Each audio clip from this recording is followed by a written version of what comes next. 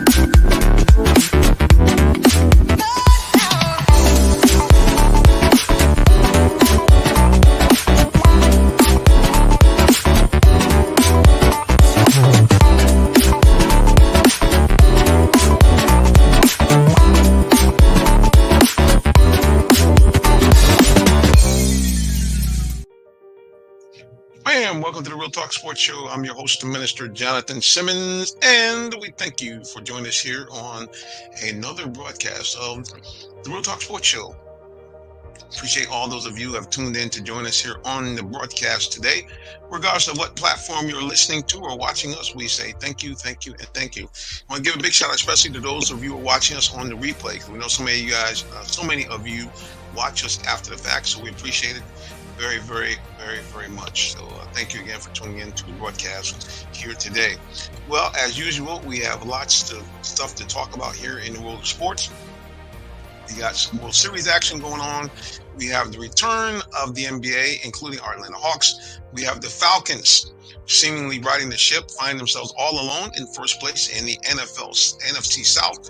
And of course, we also have some high school football, as we do each and every week. We'll bring on some guests as well. And we thank all those of you again who are tuning into the broadcast today. I got to tell you, I'll mention it when she comes on, when Tree comes on. Clearly, I have my music still on. Sorry about that, guys. Ooh, Lord have mercy. I didn't realize I had the music still on. Let me cut that off. Sorry about that. I did not realize my background music was still playing. So we wanted to get rid of that. But yeah, it is everything going on now. It is that time of year in the fall. Everything is on. Like I said, we got everything going on at the same time. The Major League Baseball, World Series, basketball just starting, NFL right in the middle of the season, college football right in the middle of the season. We got a lot going on there. High school football, we are just literally 3 weeks out, 2 or 3 weeks away from the high school playoffs are starting. So yeah, man, it's a lot of great stuff going on, and that's not including some of the other sports that are cooking right now. I've had some folks talk to me about doing some flag football, and maybe at some point in time we'll do some stuff covering that as well. But again, thank you those of you who have joined us here on the broadcast today. And like I said, again, we appreciate all those of you who have done so. Um, and to those who have accidentally sent our link, please forgive me. My bad. Like I said, again, it's been kind of a hectic day for me. But anyway, let's get to it. Let's take a look here at the World Series. What's going on here? I'm sorry, guys, that are from my former place of living. I used to live about an hour outside of New York City. I was born in Norwalk, Connecticut, just a short drive up I-95 from New York. So please accept my apologies, but the Yankees look very bad. As a matter of fact, it looks like it is going to be a wrap. The Yankees may, in fact, if they have any heart left in them, which I think they might, and also you might have some shenanigans behind the scenes of Major League Baseball. But right now, Yankees trail the Dodgers 3 games to none in the World Series. The team is batting less than 200 right now. Yeah, the Yankees have been an absolute joke so far in this series. No real performance of any type from any of the big bats. Aaron Judge, I think, either was booed or they were thinking about being booed. It's been really, man, it's been shocking how bad the Yankees have been and how dominant the Dodgers pitching have been here in this postseason. Now, meanwhile, back here for Braves fans, it's been, I'm sure Braves fans are feeling some kind of way with feeling some kind of way with in fact Freddie Freeman doing all the stuff that he's doing right now. He is balling out. Freddie has just been beating the brakes off of Dodger pitching thus far. Like I said, it's really, they look, meanwhile, the Braves not doing much of anything themselves. So it's going to be very interesting to see, in fact, how things will turn out here with the Braves. Are they going to be able to continue to, excuse me, the Braves? The Dodgers, are they continue to rout the Yankees? They have been so far? Like you said, it's been a dominant performance so far by the Dodgers pitching staff. Yankees have not been able to do any work at all. Zero.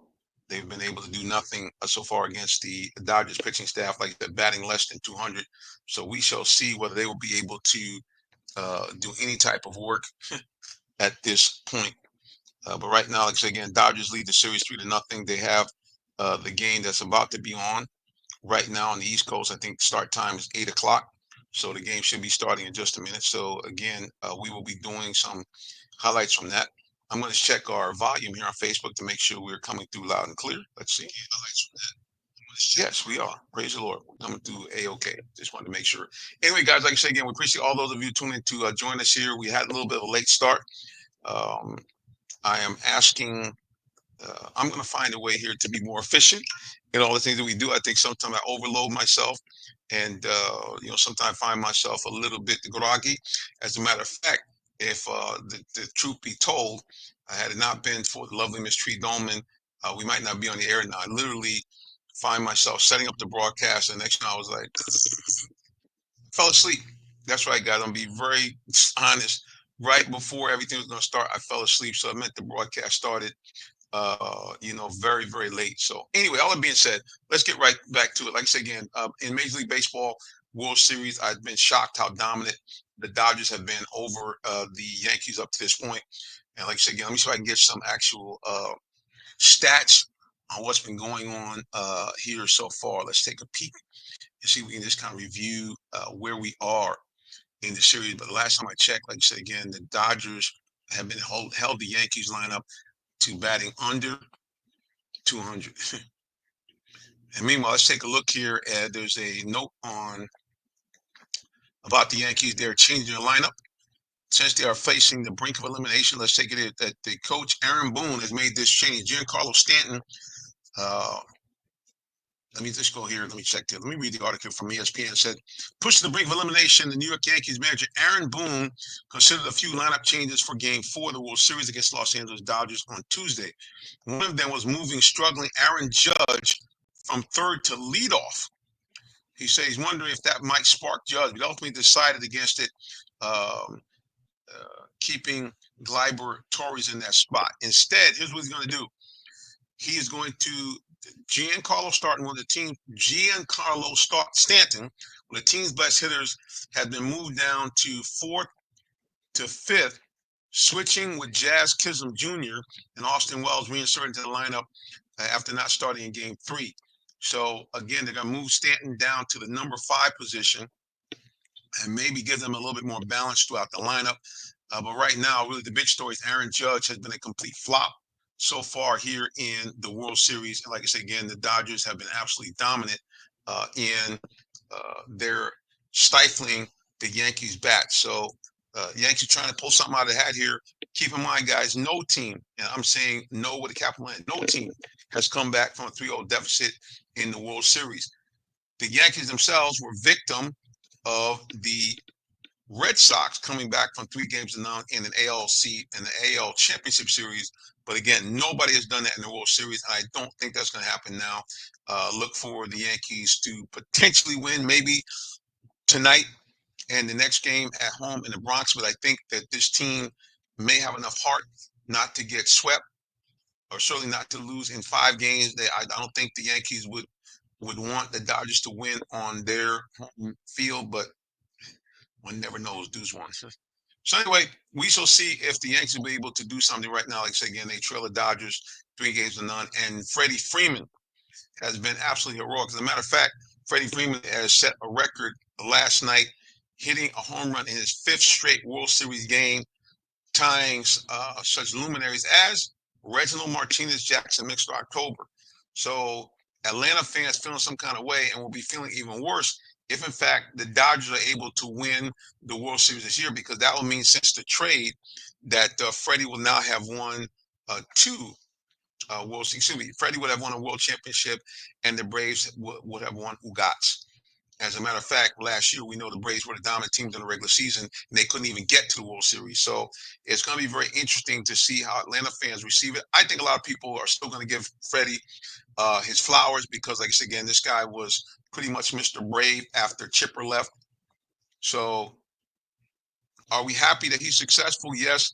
It would have been much better had he stayed a Brave, but that was something him and his family opted not to do, and certainly can't blame him. The guy won a World Series here, done everything he could do. The Braves were lukewarm, and when they came down to negotiations for re-signing him, so well, that's how it goes. Too bad. Meanwhile, speaking also of at what's going on here in Atlanta, the Atlanta Hawks are back. Hawks have opened up their season, and I got to tell you, man, and we're going to go to the break shortly, but the Hawks, it's so hard at times covering teams here in Atlanta. I'll be very candid. I mean, I've been doing it for a while, but it's just like sometimes it just drives you crazy. You say to yourself, why can't these teams give you a consistent winner? Now, I will say this: as much as I had my own thoughts about the play of Matt Ryan from time to time, especially during critical moments in the postseason, in the mid to late part of his career, probably the mid part of his career. At the end of the day, he has been the most consistent winner along with the Braves. Don't be wrong, the Braves have won many, many times, but as far as getting you to be excited in downtown Atlanta, in the fall sports like basketball and football, consistency has really only been Matt Ryan and the Falcons in that stretch he had for about 5 or 6 years. The Falcons went to the playoffs pretty much every year. Of course, he did lead them to the Super Bowl in the Dan Quinn era. And then the Braves have been consistent winners for years and years and years, but we haven't gotten the chips from the Braves. We did get one in 2022, so I guess we can't be greedy. But considering how dominant this team has been for multiple decades, you'd think you would get more bang for the buck. But anyway, we're going to take a quick break here. You're watching the Real Talk Sports Show. We'll be back when we're talking Hawks. We'll be talking some college football. But the bottom line is we'll be talking to you. So keep it locked right here for more of the Real Talk Sports Show. We'll be back in just a moment. Don't go anywhere. Thank you. Thank you. And thank you. Looking for a vehicle? Come to Allen Vigil Ford Lincoln in Morrow, Georgia. We're a family-owned dealership that's been serving the Atlanta area for over 40 years, offering an unbeatable selection of new Fords, Lincolns, and pre-owned vehicles. Enjoy our exceptional customer service and great financing options tailored just for you. Visit us at 6790 Mount Zion Boulevard in Morrow, Georgia, located just 20 minutes from downtown Atlanta. Call us at 678-364-3979 or visit online at allenvigilford.net. All right, and while you're visiting allenvigilford.net, keep in mind this. Yours truly, that's like me. I'm actually a commercial account rep and salesperson at Allen Vigil Ford. So if you need a vehicle for yourself or your family, even your business, that's really my specialty is B2B sales. Hey man, hit me up.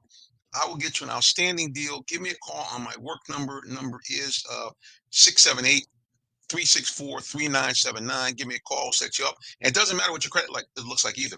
We got a great guy there by the name of Shed. He does a wonderful job in getting people done who have financial challenges. Heck, I had to get a car myself last year, and I have my credit's not that good. And guess what? I'm riding in a beautiful 2016 Lincoln MKZ. Absolutely beautiful car. I have payments that are affordable for me. So again, if you are trying to get a car for yourself or your family or your business, give me a call, 678-364-3979, and we would love to be of service to you and help you out and get you into a vehicle. So again, 678-364-3979. Let me put it up here. Bam, there's a number. Give me a call. Allen Vigil Ford and Lincoln. That's why we have Lincolns too. All right, so let's turn to the Hawks. It's amazing to me how a team with so much potential and a young man who is all-star caliber player can't seem to get over the hump. Why go over the hump? Can't seem to get any type of consistent play. So once again, the Hawks tease us into believing that we're on the start to another, to a good season, maybe finding our way back to what we were in 2021. Now, I understand we're only talking 4 games. I get you. I get that. But the 4 games are kind of a microcosm of what we've seen from the Hawks the last few years. What do you mean by that? So, in other words, they start off like gangbusters. Hawks come out to shoot, win the first 2 games, lots of excitement. We find out that this young man that they brought in from New Orleans, Dyson Daniels, the guy is really an outstanding player. We knew he was a great player defensively, but he's shown that he got some mad hops, and he looks like he could be a decent offensive player. But and by the way, Jalen Johnson kind of doing his thing, especially in the last game that they unfortunately lost. His all-time high, 29 points, still playing over the rim, an exciting player. And Okongwu had his highest scoring output, 28 points in game number 1. However, due to, I guess, Okongwu being injured, due to the Hawks playing after a back-to-back, we saw a team that jumped out, which they have done every single game, jump out to a fast double-digit lead to start the game. Then after that, it turns into muddle ball. The energy and the concentration they put on defense seems to disappear. The energy and focus in terms of keeping the ball moving so that they can set up scoring opportunities seem to get lost. And don't be wrong, so yesterday is probably a bad game to really focus on because the Hawks had a bunch of injuries. Like I said, Okongwu was injured. DeAndre Hunter was injured. Bogey was injured. So I understand a lot of your offensive firepower was out. But the Capitan, I think he's not the captain, but our main man, Trae Young, maybe coming from off the back-to-back, Oklahoma City is his hometown, but really kind of outside of his ability to dish the ball around offensively was terrible, and actually missed the final shot of the game, where I think that the Hawks would have been better off to kind of call a timeout and set up an actual play. I understand Trae the superstar, he's hit some big shots before, but yesterday looked subpar as the Hawks go down 121-119 to a Wizard team that had been winless coming into this game. And I know some people saying, bro, you're tripping. You're only 4 games into the season. But like I said, again, this is what it seems like we've seen this show before with this team. The inability to close games out. The inability to sustain a lead. The inability to give you consistent play. That's what, it troubles me when I watch the Hawks. Be very candid. Now, it's hard to fault when your star player is averaging almost 30 points a game and over 10 assists a game. So I don't want to necessarily, just throw the whole blame on Trae. Missed the final shot. Well, superstars do that. Michael's missed some. Kobe's missed some over the years. It happens. You take them, you can miss them. But it just seems like this team has stretches in games, costly stretches, where they just don't seem to function well as a team, number one. And number two, they don't seem to put across the energy, both offensive and defensively, that you need to win ball games. Like I say again, they don't seem to be able to close out. They don't seem to be able to maintain what they started. Now, hopefully this is, like I said, just some early season difficulties with injuries and getting used to new players coming on. Hopefully it's only that. But like I said again, Hawks disappoint in their 121-119 loss. And so now the 2-game winning streak kind of goes out the window, and we're back to square one with this team as they're 500, 2-2. Now, hopefully when Okongwu comes back, hopefully when Bogey comes back, hopefully DeAndre Hunter comes back, that this team can really get into a groove. Because I got to tell you, going to the first 2 games at home, like I said, Dyson Daniels has been, like I said, plays over the rim. Jalen Johnson looked a little skittish first couple of games, like he was trying to play up to his contract. Not so in the game last night. He balled out his all-time high, 29 points. So hopefully that will rid him of the jitters, or trying to prove himself, or trying to prove he's worth the contract. Because like I said again, when Jalen Johnson's on, what we saw last night, I believe that that's the type of player he can be. I'm not saying 29 points a game, but certainly he has the capabilities with his great leaping ability to be a guy that can be a 20-point a game scorer. Plain and simple. So again, it's going to be very, very interesting to see if the Hawks can find their way into being able to, really kind of turn the corner. Let's take a look at some of our other guys that cover the Hawks as well. Soaring Down South had this headline: said Hawks dealt brutal hand after suffering back-to-back losses. So the Hawks cannot catch a break right now. And of course, you guys, as I mentioned to you, they are running once again into injuries. The other thing too is they're trying to break in new players like Dyson Daniels and the #1 overall draft pick, Zachary Richardson. Now, Richardson, unlike in times past where you get a #1 pick where they can come in and impact the team immediately, Richardson is, believe it or not, going to be a work in progress. Now, last night, because of injuries, he started, but at the end of the day, this is a young man that is going to require some additional um, upgrade in order to be able to be a real bona fide, I guess, third peg on this team as far as scoring, as far as impact behind Trae Young and Jalen Johnson. Richardson is long. You can see flashes of brilliance in terms of his ability to cut and in terms of his ability to shoot. But right now, he is raw. And in fact, he is a work in progress. So it's going to take some time for him to kind of, get in the mix. And hopefully he'll do so sooner rather than later. And like I said, as far as the rest of the team is concerned, like I said, this team has the ability, from what I can see so far, to be really a top team. So hopefully the Hawks will turn it around. They got a big night coming up Friday night. This is Halloween weekend. Several things are going on this weekend. First of all, our normal high school game, which is on Friday night, is shifted to Thursday. That'll be Jonesboro High School. They will be hosting the Thursday night game at Clayton County. This game for them is going to be a game that is for seeding. When I say seeding, it's going to be a situation is whether, I don't think they'll have a home game no matter what, but it will determine the level of opponent that they will play. If they are ranked #3 overall, they will end up playing the #2 seed. If they drop down to a #4 overall, they in fact will have to go on the road and play the #1 team in the region, which I don't think they really want to do that. So at the end of the day, it's going to be a big game for the Cardinals. Hopefully they can pull it out in their final game of the season and get them into a situation where they would be able to, uh, they're in the playoffs, but not have such a difficult opponent in that first round. So certainly our eyes are on the Jonesboro Cardinals.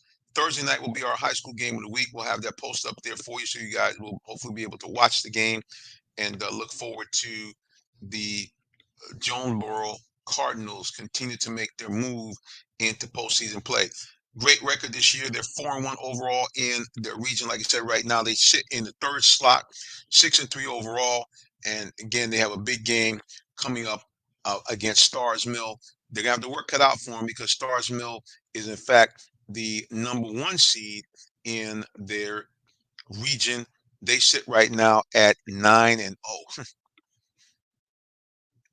Good news is, as far as mutual opponents, Stars Mill played Northside Columbus a few weeks before Jonesboro. They beat them 36-0 on the road at Northside Columbus. Now, Northside came down here and played Jonesboro, and Jonesboro won 41-7. So at least you can see there's potentially some equality in the level of play for these teams. But like I say again, it's going to be a big challenge for Jonesboro again as they host the undefeated Stars Mill Panthers, and Stars Mill coming into this game as the #1 team in the region. So if somehow Jonesboro can knock them off, there's a possibility, if depending how things fall, they may be able to squeak into the #2 spot and be able to and be able to actually host a first round game if they knock off Stars Mill on Friday. Like I said, they're going to have their work cut out for them as far as doing that. It was an electrifying game as far as watching the Jonesboro game. They had some, even though it was 41-7, they had some really spectacular plays. And one of them was made by their stud defensive lineman, a young man that's committed to Toledo, Jeremiah Tickett. Jeremiah was inserted into the game. Jonesboro has a tendency to run what I call the jumbotron offense, where they bring in a couple of their offensive and defensive linemen, and when they have short yard situations, this is what happened during the last game against Northgate. And this time, unexpectedly, Jeremiah Tickett, again, he's committed to the Toledo University. He's got a scholarship there. He got the ball and broke through containment. And the big man, as they say, rumbled and stumbled his way to a 50-yard touchdown, which brought down the house as far as the crowd's excitement. And this young man, just a great guy, nice young man. He is somebody that is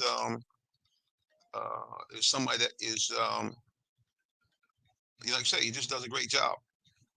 So we're going to call it right back. I know some folks are calling me right now, but I'm actually on the air. So whoever's calling me, I'll call you back when I get off the radio. Every now and then that happens. People call me, hey, and they don't realize that we're on the air. And the other thing, too, is good news. We are going to be shortly adding phone calls to our show. Those of you who watched the show before, you know that we used to run those phone calls all the time. And we are going to resume doing that again. We're going to get our technology together, and we will have you guys be able to call in the show. So keep your eyes and ears locked in on that. We're going to try this. We're going to try to get this video here, our post-game interview with our Jonesboro big man, Jonesboro's big stud defensive tackle, 6'4", 260 pounds, Jeremiah Tickett. We call him the Big Ticket. Let's see if we can get that video up of our post-game interview. And then if you guys follow me on YouTube, I'll actually have the video highlight of that run coming up very, very shortly. So keep it locked as you always do on the Real Talk Sports Show, and we will have some great stuff going on here. Let's see if I have the interview from the Big Ticket. Let's see if I have it here. I might have it already. All right, here it is. This is Jeremiah, the Big Ticket, after his 50-yard touchdown run. All right, guys, Jonathan Simmons from Real Talk Sports. Another big victory here for Jonesboro. This young man standing in front of us, though, he had a highlight for the night. Young man, introduce yourself to everybody, please. My name is Jeremiah Tickett, 3-star defensive tackle, currently committed to Toledo and go to Jonesboro. Well, you know, I'm up on the doing the broadcast, and I'm saying, okay, I refer to that big jumbo offense, the jumbotron offense. Next thing you know, I saw the Big Ticket rumbling. What were you thinking when you broke in the clear, heading for that touchdown? You know, I just thought I got to score. I already broke free. I got to score. I broke one tackle. I got to finish the play. That's pretty much it.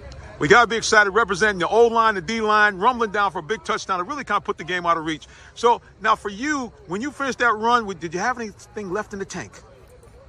Nah, I ain't going to lie. I was pretty tired. But, you know, came to the sideline, took a few plays off. I was right back in the game. No doubt. Listen, how can people find out more about you? Yeah, the young man was outstanding. It was just really kind of cool to see the big guy represent his teammates with that big score, which really kind of pushed the game out of reach as Jonesboro knocked off Northgate Columbus 41-7.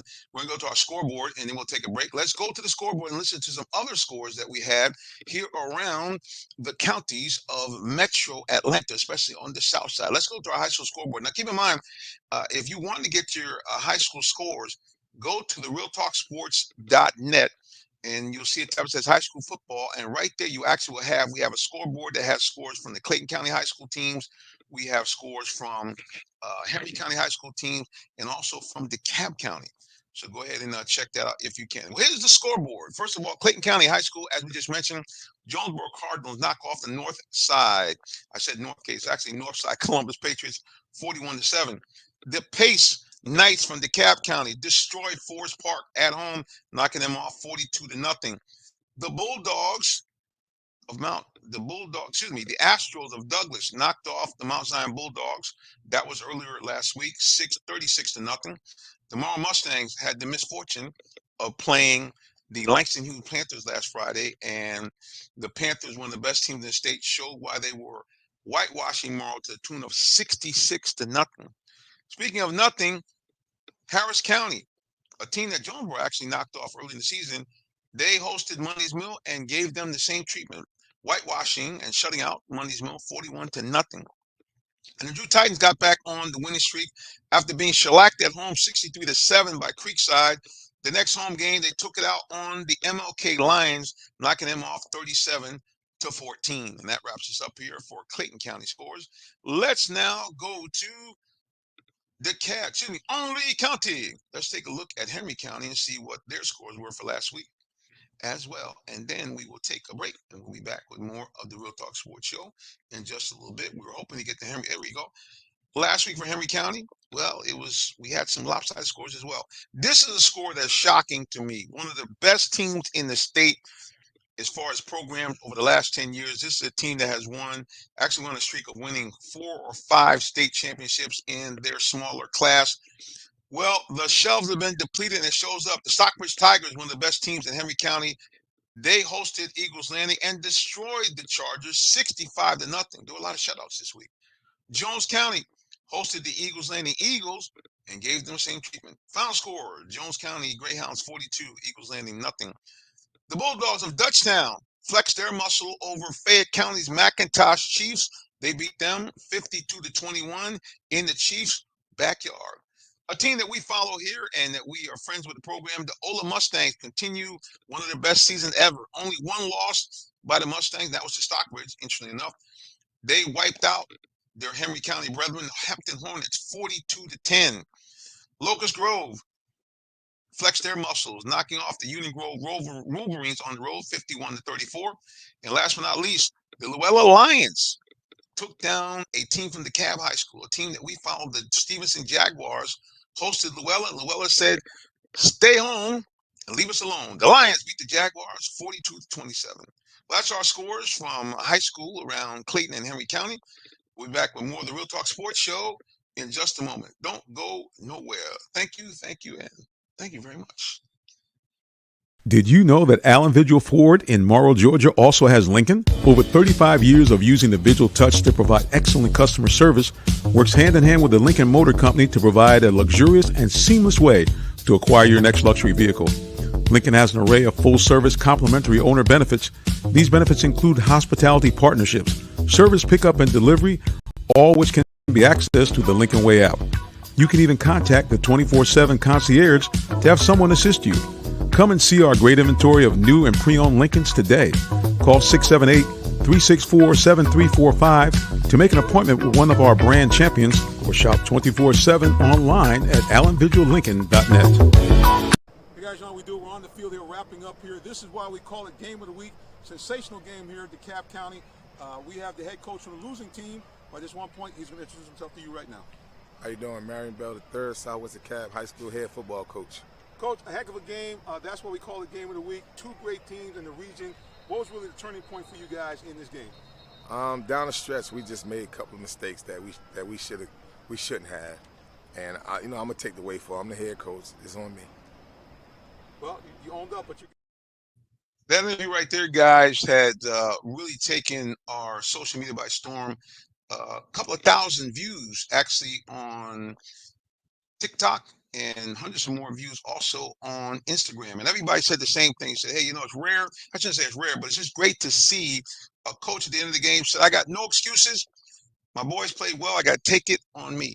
So we wanted to bring him back after a big victory. And he gets ready to now try to get his team into even higher seeding in postseason play. It was a man you just heard, head coach from Southwest DeKalb, Mr. Marion Bell's in the building. Coach, welcome back. Hey, how you doing, man? Nice, thanks for having me. Yes, sir. Good to have you back, man. Well, I know you're excited. Really kind of part of this resurgence for Southwest DeKalb. How does it make you feel? I know you still got time left to go in the season. How does it make you feel from what you've been able to accomplish so far? It feels good. I mean, we've been working really hard. We started December the 4th, and the kids have really been working really hard. And I feel good about everything that we've done so far. Hated to lose that St. Pius game, but that's part of the game. No doubt, it really was. As I mentioned earlier when I played that clip, it was really for us one of the best games of the season. You guys battled really tooth and nail against a very tough ball club. So yeah, man, just kudos to you and kudos for taking the time out because a lot of times when you lose a game, first of all, a lot of people don't realize a high school game you got to get on the bus and go home. You got a lot going on, but the fact that you were able to stay around with us after did the interviews with the St. Pius people, we really appreciate it, man. It really showed everybody said the same thing. Hey, this guy is really a stand up guy. For like I said, hanging around after loss and then saying, hey, look, basically it's on me. So like I said, man, you were quite the stirred up the pot there on TikTok. Several thousand views, so we appreciate you. Oh, okay. I didn't know that. I got to follow the channel on Yes, sir. TikTok. So now, question for you: what the game you have coming up? Talk to us a little bit about the opponent and what you guys hope to accomplish, and what can possibly happen for you in terms of playoff seeding if, in fact, you guys win this game. Right now we're a fourth seed as of right now. We played Druid Hills on Friday. That's a region game. I think as long as we win, we get in the playoffs. Possibility that we can get a second seed if Marist beat Tucker. If Marist loses Tucker, then we'll be a fourth seed.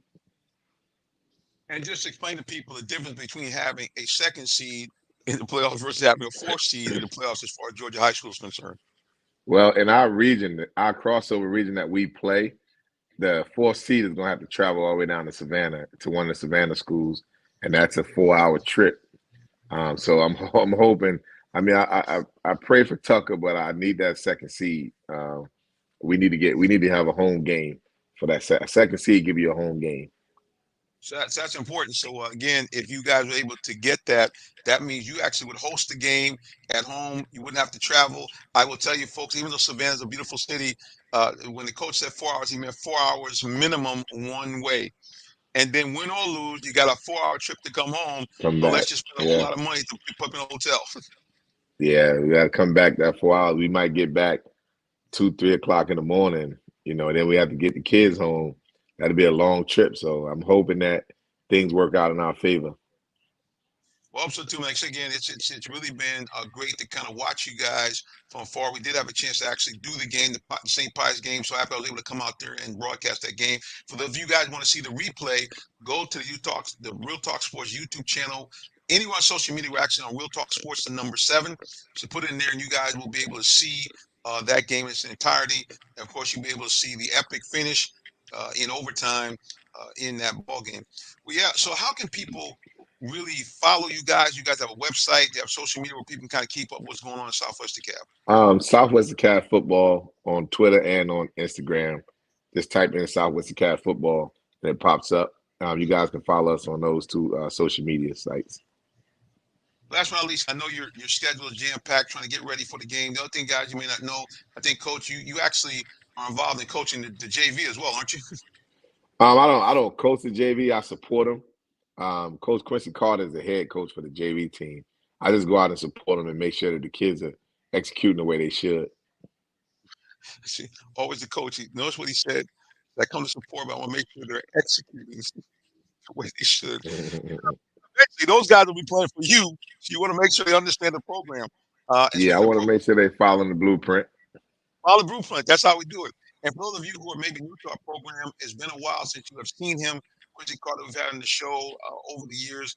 A legend down there, Southwest DeKalb, also played for the Georgia Bulldogs, and later on even for the Dallas Cowboys under the tutelage of Coach Parcells. So, Coach, seems like you got yourself set up well with some assistant coaches. And the other thing, too, you guys got some pretty good players out there. Tell people just a few of the young men that they might want to be on the lookout for if they watch a South DeKalb game. You might want to look out for Brandon Gunn. He's a DB committed to West Georgia. He's really been playing really well. West Georgia's actually getting a steal with Brandon. I mean, because he really is a Power 5 kid. Sam Turner, who was committed to Georgia Tech, he decommitted. Now he's going to be going to Auburn. He's a receiver, big kid, about 6'1", 195 pounds. Got some young kids that's coming up too. Teron Essex, safety, 6'3". He's going to be a Power 5 kid. Ernest Rankins, another big kid, about 6'4", defensive tackle. He's going to be a Power 5 kid. But we have some kids that are sleepers. Aaron Barber, defensive tackle. He's a little short, but He's a really good football player. And overall, the kids are just playing well together, and we're gelling at the right time. No doubt, man. Like I said again, you talked about that defensive line. Those guys are very stout. They held their own for a good portion of the game against St. Pius, who has a very strong running attack. So, yeah, man, kudos to you, and kudos to what you guys are building there for a program. He said, man, we're going to continue to follow you guys as you go along the way, win or lose. The Real Talk Sports Show is going to make sure that people know about Southwest Cab. Make sure you know about you. Can people follow you personally on social media as well? Yeah, MB_3 on all the social medias. MB Marion Bell the third _3. So MB_3. Yes, sir. He is the third, folks. Not the original. He's doing a real good job holding up that number 3. Well, Coach Bell, listen, we appreciate you, man. Appreciate all the stuff that you're doing there, and it's great to see you've been able to step in and really kind of help rejuvenate that Southwest DeKalb team, which over the years, in years past, they were certainly one of the best teams under Coach Buck Godfrey, who ironically, one of the stadiums is named after him right now. Yeah, Buck Godfrey Stadium. Yeah. And it's an honor. It's an honor, man. And I don't take that lightly. I really want to uphold that tradition that they had, and I really want to bring it back.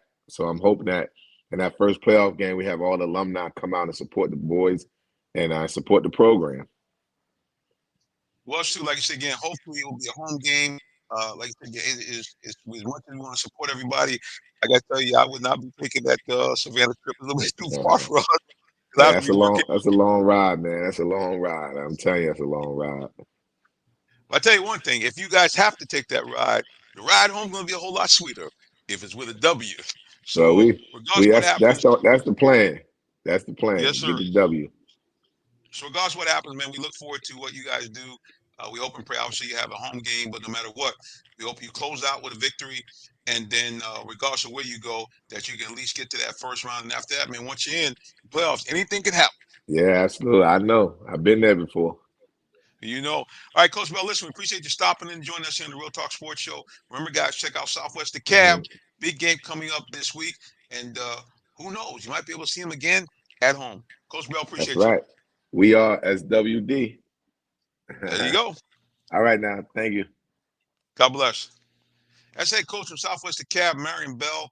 Like you heard, guys, he's doing some great things there at a legendary program in the Metro Atlanta area. So please keep it locked as we cover guys that we think should be covered. Oftentimes, teams from south of Metro Atlanta, east of Metro Atlanta, don't get the same high-profile coverage that some other teams north and west do. So we want to make sure that we spotlight these teams and let you guys know the good things that you guys are doing in the community. And we actually, please encourage these guys. Follow them on social media. I know sometimes it's hard to go to the games, especially in recent times with the moving games to Thursday night. Even Friday night. I know sometimes it's difficult for you, but please go on there, support them on social media at the very least. And if the school has a way, like you go on the website, that you can support them financially, please, man, please, sir, do so. Matter of fact, we'd love to have your support as well. We're looking to do some awards to the schools schools again this year. We will be handing out some awards in terms of teams that won, games that we covered. We also going to be having coming up at the end of the year, plays of the year where you will be able to vote.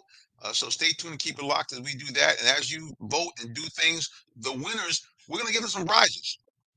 And so if you want to contribute to our prize fund, please hit me up. I will send you information on how you can do that. Send me an email, jsimmons@realtalksports.net, or you can, in fact, text me directly at 678-410-9833. You see this right there on the line. So again, if you want to be part of this broadcast, part of us supporting youth sports, high school sports, please. We got sponsorship packages. We will be giving out some awards at the end of the year. Hit me up, jsimmons@realtalksports.net, or you can simply text me 678-410-9833. Like I said, we'd love to have your participation with us as we do what we always do. Bring you the good news that's going on in sports. All right, guys, keep it locked right here for more sports talk. We're going to shift into college and pro football. And, of course, being from Atlanta, we're going to talk about those Falcons and a few other teams as well. All right, guys, keep it locked right here for more of the Real Talk Sports Show. We'll be back in just a moment. Looking for a vehicle? Come to Allen Vigil Ford Lincoln in Morrow, Georgia.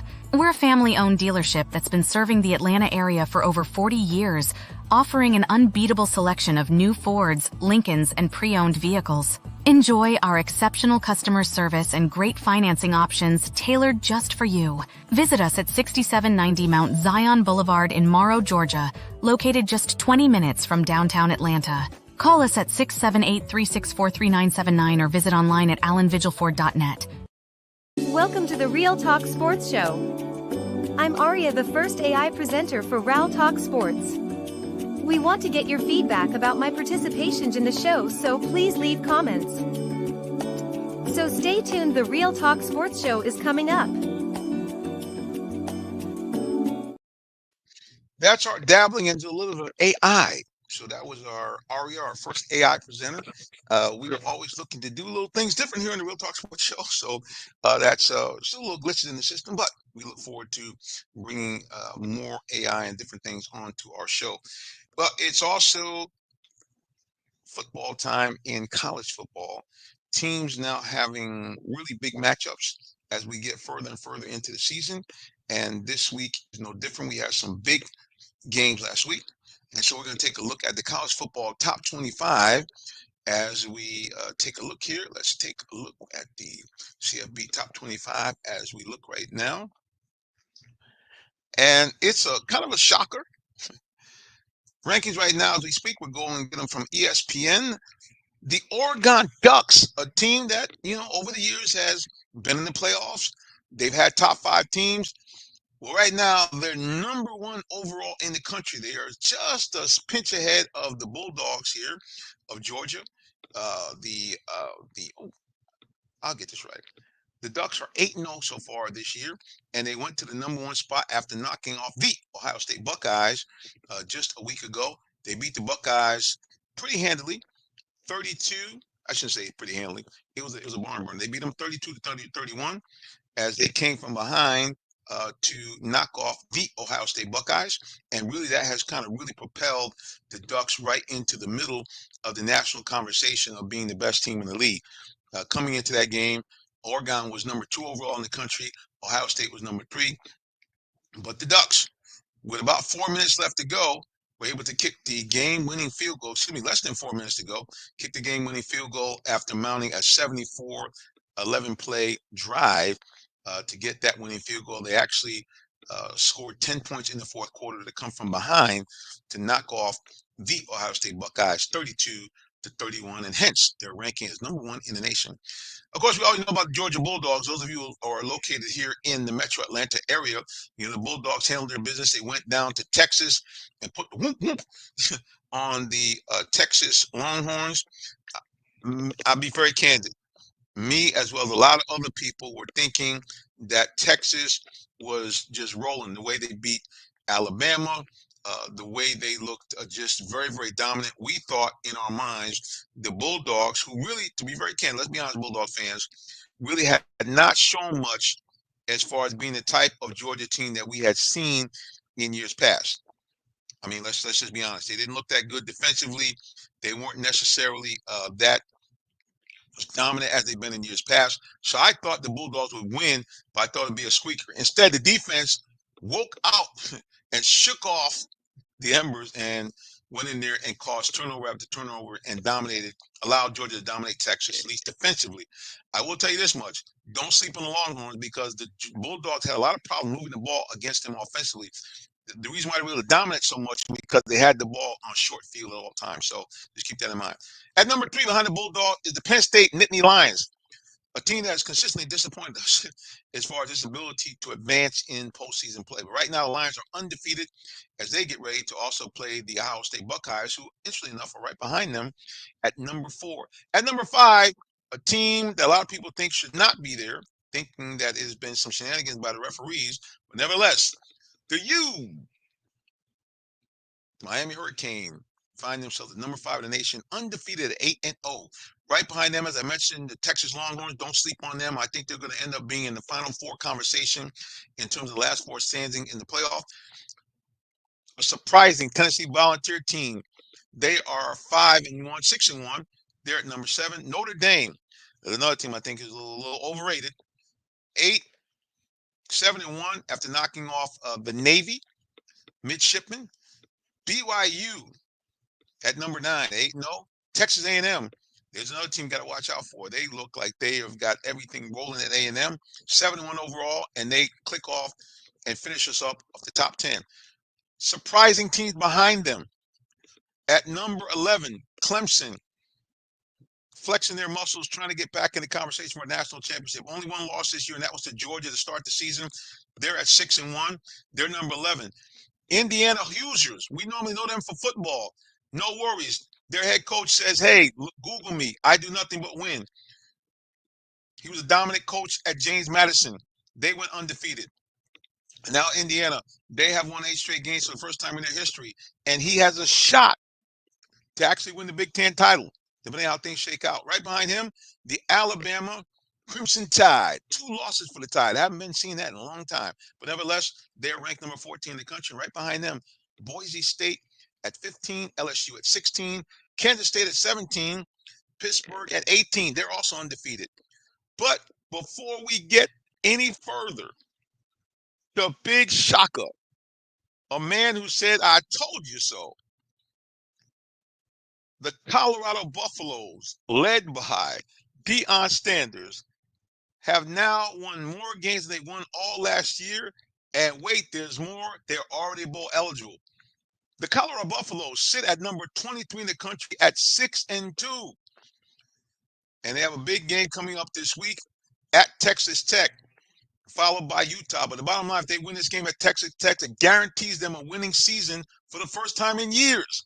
So big shout out to Deion Sanders and his crew there. Let's go to social media here and take a peek. Our man Todd says Kirby should have been suspended on that push one game. Why I got no attention more than it did. It shock me. Yeah, I mean, it's because of the stature that Georgia has reached now. They're kind of like at Alabama level. And Kirby would have to do something beyond the pale for him to get in trouble. And of course, it's not like when I was a youngster, there was a dominant head coach by the name of Woody Hayes at Ohio State that actually grabbed the face mask of a Clemson player after they lost a bowl game, and that kind of derailed his career. We won't see that anymore. Anyway, Todd says Kirby's temper and not control of his team off the field will cost him. Teams are like Urban's. He's talking about Urban Meyer at Florida. Last but not least, our man Sullivan. Sully is back in the building. Oh, shucky ducky. I'm back. Yeah, Sullivan is back in the building. He's going to have to update us on where his new restaurants are. Because as he always says, he calls me Pastor J Slice. But baby, never on the green. I want to hit him straight. Appreciate all you guys who tune in to us here and check us out on social media platforms everywhere. Well, I've carried this show by myself for most of the show, but no longer. We're getting ready to talk some Falcons football. So you know what we do? We bring in the man who's the embedded beat writer for AJC, covering the Atlanta Falcons. He's an award-winning sports writer, Hall of Fame sports writer, and he is Esquire par excellence. And he wears a mean fedora. The one and only D. Orlando Ledbetter is back in the building. D-Led, welcome back, sir. Hey, Reverend, thanks a lot. Thanks for having me today. Hey, D, they left me by myself. Tree and Tyrone, they said, bro, we can't join you. So just me and you. You can handle it. I can handle it. You're certainly right. Okay, before I go any further, let's get it. Sully said he's now at Pizza. So you got to tell us, brother, where you're at so we can come out there and support what you're doing. Well, D-Led, 5-3. Top the NFC South. Are we looking at fool's gold, or is this Falcons team a team that will do what we think they can do, get to the playoffs and maybe make a little noise? Well, Reverend, you're seeing them pull out wins while they're still trying to grow and pull things together. That wasn't a perfect win. They should have won going away, but 2 fumbles out of the end zone, one that wasn't called. They had a 31-17 lead and should have knocked them out. Couldn't do it. Missed a field goal, but who's quibble with the 5-3 record here? And 4-0 in the NFC South. That's what you want to do. But hey, now it's the matter of getting better. Can you tighten some of those things up? And then when you go up against some heavyweights here, can you handle it when you get to the playoffs? You don't want to be those one and done playoff teams. Now you want to be able to see if you can stand and go toe to toe with folks. And they're gonna get some tests here coming up in the next few weeks. Maybe not this week, but in the coming weeks when they get to Denver, Minnesota, and the Chargers, we'll see where the Falcons actually stand. Yeah, no doubt. You can't quit with the record. I mean, it's kind of where we hoped they would be at this point. Certainly 4-0 in the division that's about as good as it gets, because even if they lose 2 games, you're still at 4-2, should be able to be the division leader. And is their conference record in the NFC is 4-1? Is that right? That's correct. The other 2 losses were AFC losses. And so they're sitting pretty good there. That's why this game is a good one, just in case, Dallas comes back, and they're tied with them. So they're going to be favored in 6 of these 9 games. So that if they just handle that, that's 11-5, and they snatch one that's 12-5. But you don't want to be, the team that's coming in here has been 12-5 the last 3 years. They lost in the wild card round 2 of those years, and then in the middle year they beat the Tampa Bay 1 year and then lost in the divisional round. So you want to keep getting better, and if you're gonna be a contender, you're gonna have to play Detroit at some point, and it looks like it, and maybe a slide in San Francisco at some point. You already beat Philly on the road. So you've seen some smoke. You saw the Kansas City smoke earlier too. So now it's a matter of pulling it all together. So when you go up against, a good team again, you play your best game and get a W. Yeah, no doubt at all. So social media, Todd is asking questions to D-Led. I don't know what to make of the Falcons, because Todd Bowles, he said both games he played, same defense, soft zone. What happens when the Falcons play a team that rushed the quarterback better? It seemed like I thought they blitzed a couple of times against the Falcons. I don't think they played that soft, did they? No, they didn't. They were doubling Courtney Kurt, who's our authority on the Pitts plays. They were doubling Mooney and London, and they left Pitts 1-on-1 over the top, so he took it. So that was a good read by him. And Todd sent some heat up in there a little bit too, but I think our Todd is misjudging the game that Coach Todd called on Sunday. Yeah, normally I give Todd a little leeway, but yeah, brother, I watched the same thing. It looked like they tried to put some heat on him. Now, D-Led, you know what one of my favorite things happened during the game. 3rd down and 14. He's under pressure. There goes Cousins. He's running that ball.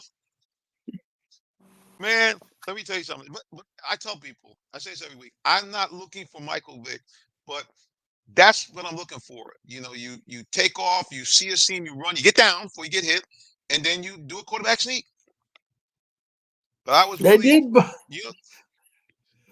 did both of those things. I got a text from our Michael Cunningham during the games, like they finally snuck him, and it made sense because right. They kept stuffing Algier, because they only run him with one back. So I mean, right. It's like, oh, okay, we're gonna key on the one guy and stop him. So that's easy, So the quarterback sneaks the call there. They didn't even do the tush push thing. He did the. He's a big enough guy to get up in there and get that yard. So maybe we'll see that more often here. Speaking of that, I've always been baffled to why, and maybe it's personnel, the Falcons seem to have enough athletic defensive linemen, offensive linemen. How come they don't use kind of like, for example, here, Jonesboro, I call it Jumbotron offense. They bring in their most agile defensive linemen, offensive linemen as extra blockers and actually put them in the backfield. I can't remember the Falcons ever doing that. Is that just a schematic thing, or why do you think the Falcons don't do something like that? Yeah, they, the reason I'm with you on that, Reverend. Since you don't have a fullback, you got to create one, but they don't do it because of what happened in the Chicago game, where they gave the big guy the ball and he fumbled on the one. So, because they're not used to handling the ball, so that's why you don't do it. While you Right. do it, is Refrigerator Perry and other guys like that. I don't remember anybody here, that was a lineman that they put back there. But you had some fullbacks in Obi Mahaley, McCrary, and so forth. But now with these pro personnel, 11 personnel formations, you don't really have that fullback. And they let Keith Smith go. He was a fullback for the last few years here. And speaking of fullback, is my understanding young man from, if I'm not mistaken, the young man from Alabama look like he's back in the fold. I think they got him in the garbage time in that game that they lost Carolina. at home. Am I correct? The Seahawks. Mm-hmm. Yeah, he did. Jace McClellan had his pro debut along with Michael Penix that day. But yeah, he's not a fullback either. He caught a lot of passes out of the backfield. So he's more like Algiers as far as size wise. Yeah, size wise, about the same, but yeah, more of a pass catcher. But he did get to run some balls, 6 carries, 17 yards in that game. Yeah, I haven't yet to see him, an extended, because he was hurt a lot in the exhibition season. I haven't seen him, and they don't really live tackle in practice, so it's hard to see what the running backs could do until they get in game situations. That's still funny, man. Listening to obviously guys like yourself, and even listening to former players and coaches, like every year they're like, "Hey, man, we understand the safety aspect, but it's just real crazy that we have to spend so much time not tackling people when that's what we're supposed to be doing in the game is tackling well." It's just very odd. What is what it is. Well, Let's go again. Go ahead. Well, Tree's not here with us today, but what we're going to do here, Reverend, on the second half of the season, we're going to watch the Lions to see if there's a fall off, because there usually has been in the past, but they're one of the tackling teams. They tackle. Same thing with Pittsburgh. And we know from history, folks are pointing to the old Marty Schottenheimer teams where they beat themselves up by the time they got to the playoffs. They're about 10-4 and ready to go home, So we'll watch Pittsburgh and Detroit with a close eye here on the second half of the team. Are they going to go downhill, or these teams that didn't practice going to be fresher, or the football playing teams going to keep playing football? And we can go to Todd's question now. Yes, indeed. Let's go here to Mr. Todd. He says, D-Led, I don't know what sorry, that's the wrong one. He says, D-Led on a pass rush, the kid from Clemson, Aruru, why did he get in the doghouse? He seems to be out now. And is Troy Anderson going to be 100%? Or if not, they're going to continue to play Landman in his spot? Yeah. I don't think Rook was in the doghouse. Coach Raheem explained himself fully that he thinks it's tough for rookies to play in the interior right away, and he's got the luxury of being able to sit him. So he's been playing the last few games. He's got a left foot injury now. He had a boot in the locker room. Coach didn't give us an update on Monday, so we'll see where he shows up on the injury report tomorrow. Now, as far as Troy Anderson, he started practicing last week with a left knee. It had to have been a sprain because no surgery that we know of, and they kept him off of IR. So they could have used that roster spot and got some help in there, but they didn't do it like that. So he's missed 4 games, been in practice last week. As far as 100% go, I doubt it, but he might be able to play against the Cowboys. That'd be a good team for him to come back against. Yeah, are you surprised at just the dramatic fall off of the Cowboys from just a couple of years ago? The team is threatening to make some noise in the playoffs, and now looking like one of the worst teams in football. Yeah, Reverend, they didn't address their running back situation, and they had a chance to do so. They could have did Derrick Henry, didn't do it. Now he's leading the league in rushing. They didn't go out and get safeties. They didn't get heavier on defense, although Mozzie Smith is playing a lot better. That was one of the kids they were counting on and had drafted. You switch the coordinators, and Coach Zimmer and Coach Quinn are polar opposites. Quinn's a creative, versatile shift in motion guy nowadays. After I got to sit and talk with him in Washington last Friday, you know, he had to be more versatile and just get out of that cover 3 shell that they made famous in Seattle. So, and Zimmer's old school, you know, old school guy, 4-3 guy that, you know, is going to try to run his defense and run it like he did for the last 20 years. And he doesn't necessarily have a personnel to do that. So, you know, that's interesting. You know, I haven't looked at all the numbers, but they are coming off 2 losses, but they were Detroit and San Francisco. And the San Francisco one was worse than the score because, you know, they went up 30-10, then they scored 2 late touchdowns to make it look close. And the Detroit just blew the whole doors off the thing. And 52-17. So, yeah. They were never in that game. Dog. Yeah, so yeah, the wheels appear to be falling off in Jerry's world. You know, we had Troy Aikman blasting the receivers for not running the routes correctly. Jerry Jones saying the play calling's been bad. Yeah, the whole Dallas soap opera has been unfolding very nicely over the first half of the season. Yeah, it looks bad, no doubt. So I'm looking here at the tally for the injury reports. They still have Micah Parsons as questionable. Do you think number 11 will be making an appearance in Atlanta, or do you think he's going to continue to be sidelined? Yeah, I checked with my guys in Dallas, and they said, hey, it was a high ankle sprain, 4 to 6 weeks. He's missed 4 weeks. So if he's close to coming back, he'll be at practice on tomorrow. So, yeah, tomorrow will be a big reporting day. If not, that means the injury is closer to the 6 weeks than the 4.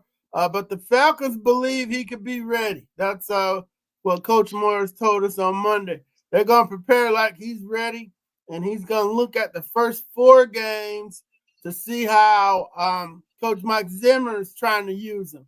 Because it's different than Coach Dan. Coach Dan had him down, had him up, had him moving around, defensive end, linebacker, safety, all over the place. So, well, that'll be something for us to keep our finger on throughout the week. Yeah, no doubt. I mean, certainly. I mean, I know he's come off an injury, but we just cannot see another situation where we have a stud defensive player basically become a game wrecker, like we saw with TJ Watt, which of course we know the team is further along down the road than that at this point, but you just don't want to see that. Getting back to injuries, looking at the Falcons, it's showing here Justin Simmons questionable. What kind of injury does he have, D-Led, and do you think he might be able to come back in this game? Yeah, Justin Simmons has a hamstring, and so, you know, the older guys, you know, you probably want to let that calm down pretty good for the hamstring. But he tried to go last week, couldn't play on Sunday. And so, you know, I'm thinking they'll list him as limited early in the week and then pull him later. That way Dallas can plan for, you know, Richie Grant or Justin. And, you know, that's just the kind of chess game these coaches play with each other. Speaking of Richie Grant, where would you kind of grade him this year as far as his play on the field? Yeah, Richie got his first action against the Buccaneers. First start, he'd only played 19 snaps, so he'd been a special teamer pretty much. He'd been in some dime packages, but he played the 73 snaps against the Bucs, and you didn't see him, so that was good. He was where he's supposed to be. It looked like Bates was taking the tight end because that's where, you know, the problems were with Richie last year. He only had 4 tackles, wasn't out of position, so you got to say that he did his job. Yeah, no doubt. I can remember a couple of times last year where Jesse had to kind of, you know, tighten him up a little bit in a nice way. But yeah, it's like you said, if no news is good news in this particular case. Let's go to social media here. Our man Todd, he says, the last question, D-Led, can this Falcons team make it to the Super Bowl without making a trade this year and win it and end the nightmare drought? No, they can't, because they can't beat Detroit. They got Myles Garrett. Maybe they could beat Detroit. But yeah. So no, they can't get there without a trade, and I don't expect them to make a trade. Although they did try to sign Montez Sweet last year at the trading deadline, but I've been told that Myles Garrett and Max Crosby are not going to get traded. So we can forget that. And any other deal would be, the second tier guys, Zadarius Smith and that whole group. And was told that, hey, the deal would have to be absolutely right to make it. So they're ready. It's not the baseball trading deadline. They're ready to move forward with this crew. The only way, Todd, is, hey, if the Matt Judon, who came here with 66.5 sacks, if that guy starts showing up, boom, there you got something there. Then that'll feed off. The other guys can feed off of him. Then that defense gets a lot better and not so much bending and but not breaking, and they're getting after the passer. But that's what they need to happen if they want to get to the Super Bowl. They need Matt Judon to have a flashback and have some of these other guys to start doing something like Arnold Ebiketie, who's got 0 sacks. Maybe it's James Smith-Williams. Maybe it's him. Maybe it's Damon Harris. Somebody's got to step forward and get some pass rush going. They had 0 hits and 0 sacks against the Bucs on 50 dropbacks. So they had a whole bunch of times to get to Baker and couldn't do it. And that's the one thing. If they're going to get to the Super Bowl, they got to get a pass rush, and they got to fix up all that other stuff too. Yeah, what you just said is an incredible stat. To drop back over 50 times and not get touched. Not get touched. It'd be one thing you say. Hey, we didn't get near the guy. We waved him goodbye as he was going through. It's just that's a stunning stat. And so what are you seeing? You're in practice, you're at the games up close. What do you think the problem is? So 2 questions. What do you think the problem is? And is Matthew Judon 100%? Because one of the things I told people coming in is when I heard he had a bicep injury, pass rushers, especially edge guys, their arms they use for leverage. Is he really fully recovered from that bicep, number one? And number two, if so, what do you think the problem is? Why he can't, this guy that was a terror the last 5 years, all of a sudden can't, he has 1.5 sacks, right? Yeah, 1.5. Yes. I haven't, he's been in one-on-ones. He hasn't been winning them. I don't know if the bicep is recovered or not, if that's an issue. We'll talk to him this week, and looked like he had some hamstring stuff there earlier. Maybe he's not exploding like he wants to. That's one thing that the coach Jacquez Smith talks about is get off. Is getting off the ball and putting pressure on your tackle, and so he's not been able to do that. So I don't know about the bicep. We'll give him all those. We'll give him an out on all of that this week to see if he takes it, but. He's been hard on himself. He's like, hey, I'm playing like a D. I didn't come here for this. So hopefully he finds himself over the second half of the season and goes on a tear, because there's some money out there for him. If he can show that he's an 8-10 sack guy and over a 10 games period, that there's some money to be earned for the young man. And then also the takeaway last week was him 20 yards down the field in coverage on a wheel route. So it's pretty hard to get sacks when you're covering the wheel route. But, so maybe it's part scheme and how they're deploying him too. He did a good job too. He broke up that wheel route for sure. Yeah, that's the thing that's been baffling to me, and was even kind of baffling in the Super Bowl year when they had Vic Beasley.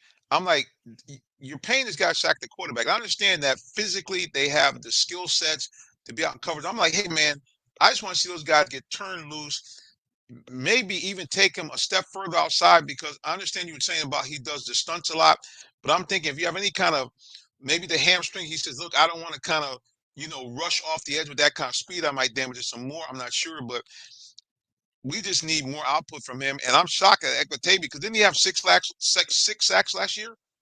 Yes, he did. He had 6, and they beefed up Zach Harrison. He had 3, and he's nowhere to be found on the defense. I don't see him even coming close to the quarterback. So they might have messed him up. He was a 4-3 end, and they're trying to make him a 3-4 end, which is basically a defensive tackle. And yeah, I haven't seen him do much in there. Yeah, one thing I tell you, but I haven't coached. The only thing I coached was a local rec league team. So that's all my experience in coaching. So I don't want to say too much, but it just seems like the Falcons are not utilizing the players to maximize their skill set. Even with Troy Anderson, I mean, I think one of the reasons why he gets injured all the time because you got a guy that basically, I think you talked about this, is a beefed up quarterback. You're trying to get him playing the inside linebacker. I'm thinking, hey man, that guy's got 4.4 speed. I'm putting him on the outside and run these zone blitzes.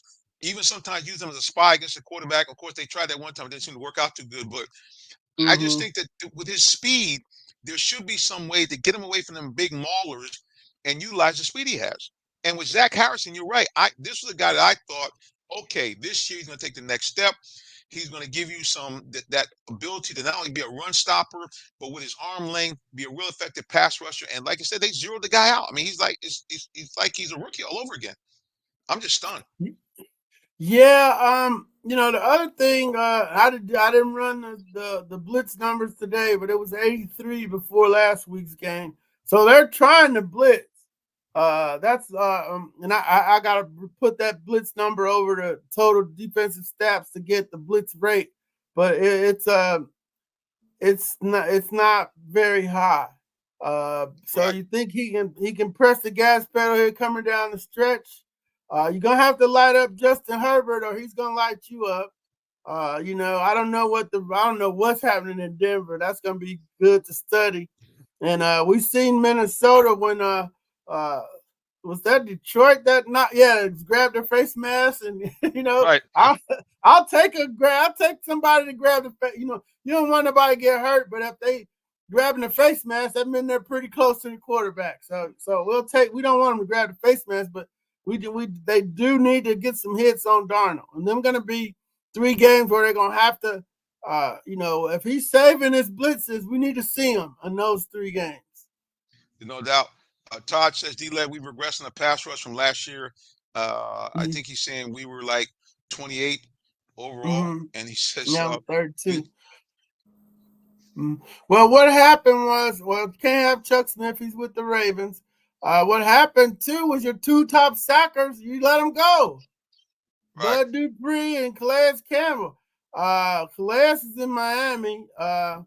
He could have stayed here, but I understand he went to the U. So, okay, Miami over Atlanta, that's a toss-up for us. I forgot where Bud went, but I think Cincinnati or something. But wherever he went, he could have, wherever he went, they didn't pay them a lot anyway. So I don't know what they got in Miami, and I should have looked that up, Miami and wherever Bud went. But you had that. I guess they thought Judon was going to be an upgrade. Ebiketie would come on. Smith Williams. I don't know. I don't know what they were thinking about the pass rush, but they let the 2 top guys go. They didn't. I guess they replaced them with Judon, and that hasn't worked out. Not at all. I think there's a gentleman in the green room that we all know. He is a 2-time Super Bowl champion, National Black College Alumni Hall of Famer, first ever Carolina Panthers defensive draft selectee, and now the head coach at Reinhardt for the ladies flag football. I'm talking about the #1 guy in our hearts. Number 38, Tyrone Poole, is back in the building. Tyrone, welcome back, sir. Hey, what's going on, everybody? D-Led, how you doing? All right, Tyrone. Screen here. Let's get everybody. There we go. Ah, we got him. There we go. Yeah, there we go. Everybody doing great? Yes, sir. Yes, sir. So what we talking about? Some flag football plays. What's that again? You got to teach me some of them flag football plays. I know the girls. I know you getting it in up there.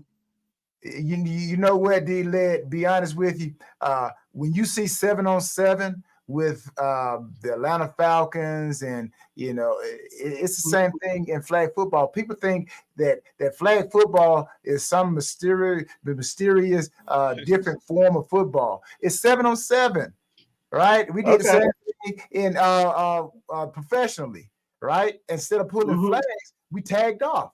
You run up, get into position, get ready to tackle, then you tag off. Same thing. Concepts are the same. We still run in our offense. Our philosophy that I developed for our offense is we're going to go touchdown, first down, check down, right? So that's why I'm looking to recruit a quarterback, just like in the NFL. It all starts with the quarterback, right? So I get a quarterback, a young lady, which I do have a young lady that I recruiting, and she can gun that thing, right? So now we get these teams backing up, just like in pro football. We got to get the secondary, the safeties to back up, get them away from the line of scrimmage. Then it opens up everything in the short area to the median. I'm losing my train of thought. Intermediate route. Intermediate. There you go. Intermediate route. So that's that word we're looking for. Intermediate. Yeah, intermediate. So that's why our philosophy is touchdown, check down. The touchdown, once we get them two ladies that got speed, that can stretch the outside, now them safety got to get back. And that's going to open up the intermediate route. And then if they want to close out the intermediate routes, check it down, right? And let them run. And on defense, right, we play nothing but zone, right? I told them we're going to be a cerebral team, right? We're going to cover our zones. Our ladies I've already taught them, like, what's the distance, what is a flat, right? What is the hook curl? What are those areas? So once we learn the game of football, the field, right? That's like anybody. Michael Jordan. If you ask Michael Jordan, what are the dimensions of the basketball court? He gonna tell you.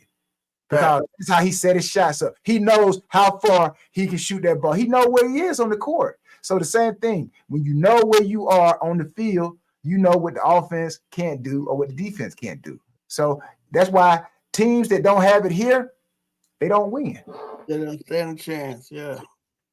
Well, all right, Tyrone. Congratulations and good luck in that project up there. I know that's going to be awesome.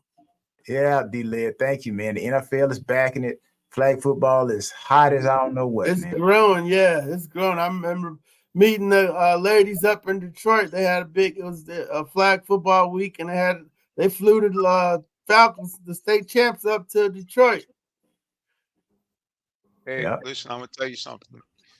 She's not on tonight, but Tyrone, you need to go ahead and recruit Tree. Like I said, when she went out there that Super Bowl week, bro, she was unstoppable. But they couldn't do anything with it. 2 touchdowns, 2 deflected passes. They had no answer. D-Led, Zippo. Tree was carrying them up. As a matter of fact, she went out there. They had a fundraiser at the College Football Hall of Fame. Gentlemen, Tree with her high heels and a gown on did an out route and went upfield and scored at the College Football Hall of Fame. Tyrone, that might be that you might want to get in for wide receiver coach, bro, because she got some skills. She could help coach the ladies. That's right. That's right. But yeah, flag football is big. I tell you what I was impressed with is that I watched a clip of, I think they won the world title or contended for the world title. I watched the Mexican women, man. Buddy, I didn't know they did like that down in Mexico. Yeah, them women balled out, bro. Yeah, they got some skills. So we look forward to catching up and doing some. I announced it earlier in the show. We're always looking to expand the brand.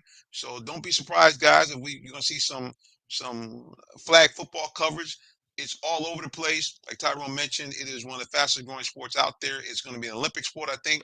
The next Olympics, Tyrone, is that correct?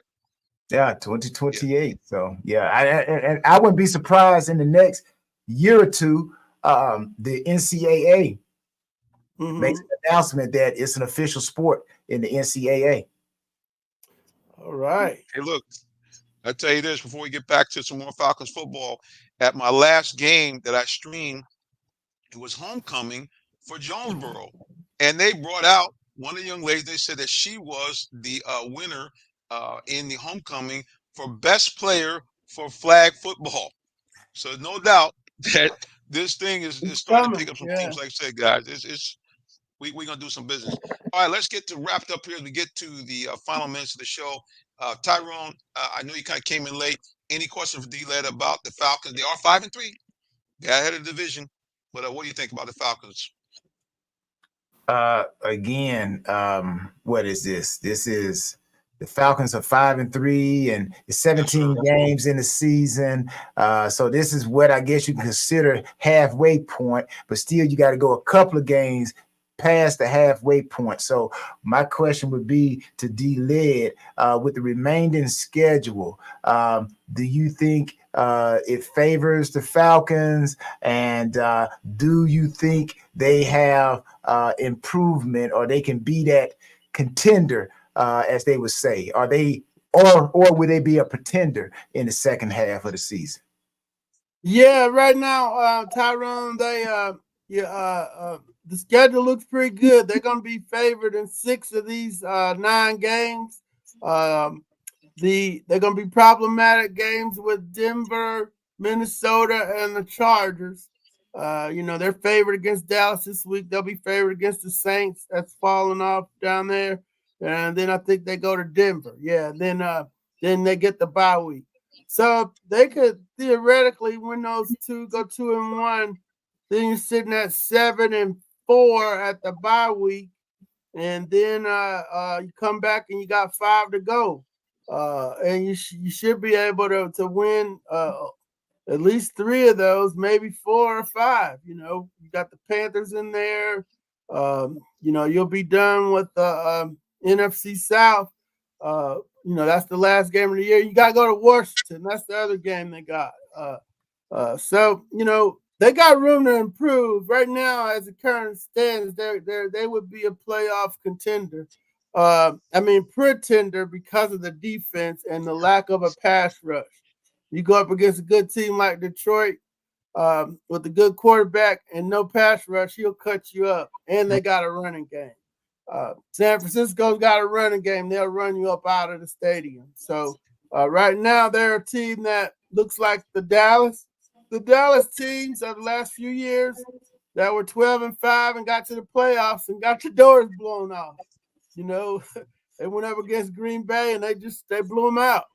Like the Vikings team a couple years ago with Captain Kirk, they had that great record, won a bunch of one-score games, and then got beat by the Giants. So that's what this team looks like now, unless they tighten some stuff up, get a little better mesh in the run and the pass game, rush the passer, and running around getting interceptions and knocking the ball off people. That's all well and good, but we know what that is. That's not sustainable.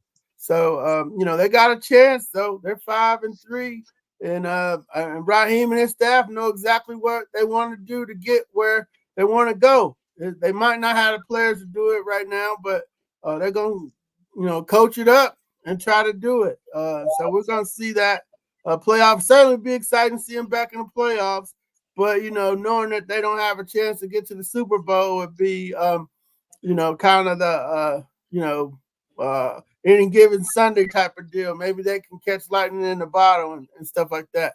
But that's where I see them at after 8 games. John, can I ask D-Led one more question? This is a non-Falcons question. Go ahead. D-Led, what team in the NFC and the AFC do you see as a dark horse? We talk about pretenders, contenders. What is that team that, hey, you know what? Their record doesn't indicate it, but this team, if the playoffs started today, they probably could cause some havoc. Yeah, I think folks are writing Philadelphia off too early. They know how to get there. They were just there a couple years ago. They could put it all together. That's my NFC kind of dark horse team. While Washington's got the better record and they're looking pretty with the new pretty quarterback. Rookie's doing his thing, throwing Hail Marys on people and everything. But yeah, Philly could do it. The Rams could do it too, because Stafford could get hot on you. Puka and Cooper Kupp are back. So they look like a totally different team, beat Minnesota. last week than what we saw early on. So those are my two. I don't think Seattle's legit, so I can't put them in there. Nobody from the South, yeah, that's kind of where we got it in the NFC. AFC, man, I don't know. The Browns got that great defense, and if they had switched to Jameis earlier, maybe you could say them. But I think the Bengals are down and out over there. Buffalo, it's the same people over there. Buffalo, Kansas City, and Baltimore. And then we'll see. Green Bay, you gotta keep an eye on Green Bay too, because they got to the playoffs last year. Don't really like their defense, and the quarterback keeps getting hurt. But Green Bay in the NFC and the AFC, I'm gonna keep an eye on Cleveland with Jameis, see if he can catch lightning and bottle up there. The AFC West, there's nobody there. The AFC East, the Jets are falling off. That's not happening. The Patriots are not happening. Tua could come back. Miami could get hot, but that's still not a championship level team. So that's kind of where we're going with things right now. I just would like to see Baltimore. I think they got Deontay out of Carolina today. I heard that on Sirius XM riding home. They hit Rashawn Bateman deep 2 games ago. I don't know what happened. I don't know how they lost to Cleveland. But 2 games ago when they were smoking Tampa Bay, they looked pretty good. They looked pretty good because they threw the bomb to Bateman. I'm like, if they're throwing the bombs on people now, you can't, that's going to open everything up for Derrick Henry and Lamar. So that's where we at in the AFC at the halfway point and in the NFC. What's your Super Bowl teams right now? Real quick. Yeah, Super Bowl. Well, I be Kansas City and Detroit right now. I'm on the Kansas City and Detroit vibe right now. Does Kansas City three-peat? Yeah, they would. Because Coach Campbell will probably go for it on 4th down and mess it up or do something goofy. So yeah, Andy Reid will outcoach Coach Kneecaps for sure. Well, D-Led, I think that kind of sums it up. And guys, as you know, we always want to make sure that you know about our co-host and guests. So, Mr. D. Orlando Ledbetter, the floor is yours. Well, thank you, Reverend. You can find me on ajc.com. That's where we like you to subscribe to our digital paper and our print products. I'm on Instagram at DOrlandoLed, and my Twitter handle is at DOrlandoAJC. I'm going to ask you all to take care, Reverend and Tyrone. You all have a great rest of your week. All right, you too, D-Led. Mr. Tyrone Poole, the floor is yours. Man, just Tyrone 38, Tyrone Poole 38.com. Follow Reinhardt women's flag football, people. We're on IG, so you get an opportunity to see some of the things that we do.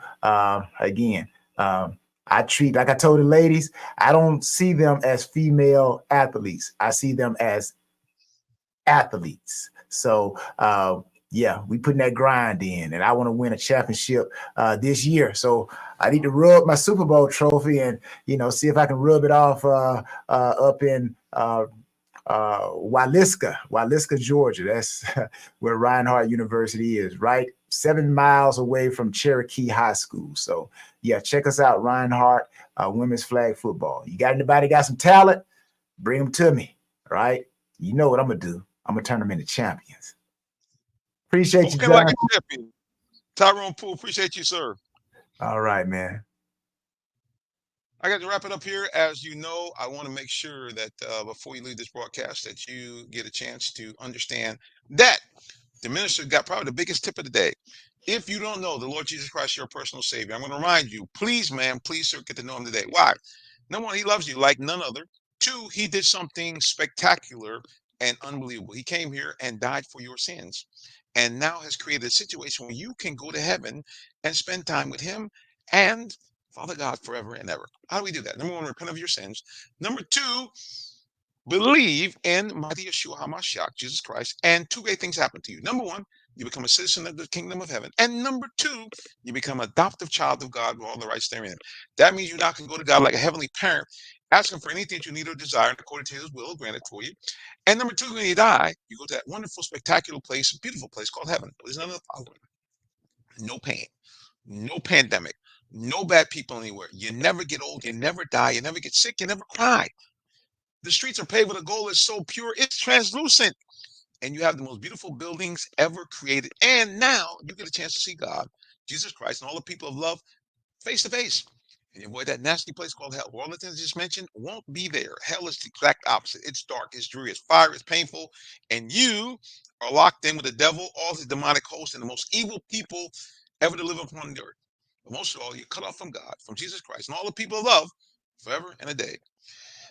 I don't know about you, but I like option number one instead of option number two. All right, everybody, until the next time we get back together again, God bless you and have a wonderful rest of the day or evening, whichever may apply.